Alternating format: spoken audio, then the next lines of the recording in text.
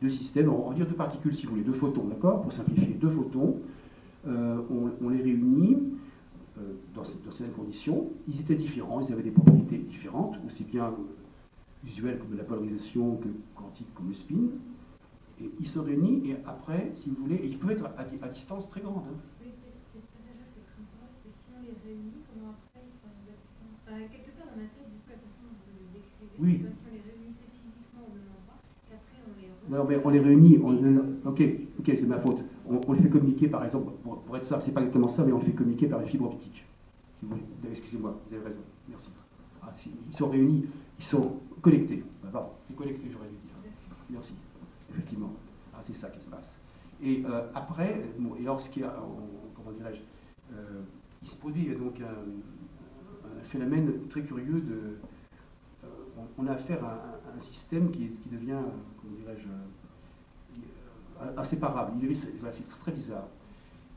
C'est extrêmement bizarre.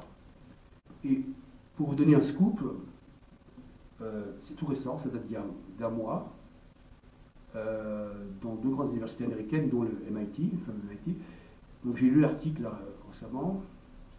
Ils ont créé un nouvel état de la matière qui n'est pas encore complètement expliqué, mais qui est mesuré. Les photons, je vais assez simple, hein, mais les photons, particules de lumière, si vous voulez, normalement n'ont pas de masse. D'accord, on peut le montrer. Beaucoup de particules ont une masse, mais les photons n'en ont pas. Il se trouve qu'avec ce nouvel état, qui est obtenu par intrication, on est arrivé à faire des molécules de deux photons qui maintenant ont une masse. Et ces molécules, on les assemble, elles forment une sorte de gerbe, et l'effet qu'on peut constater, c'est analogue au fameux sabre laser de Star Wars. C'est stupéfiant. Hein, dans l'article que j'ai lu, effectivement, détaillé, alors on peut expliquer, en fait ça fait appel à un mécanisme qu'on appelle l'atome de Rydberg.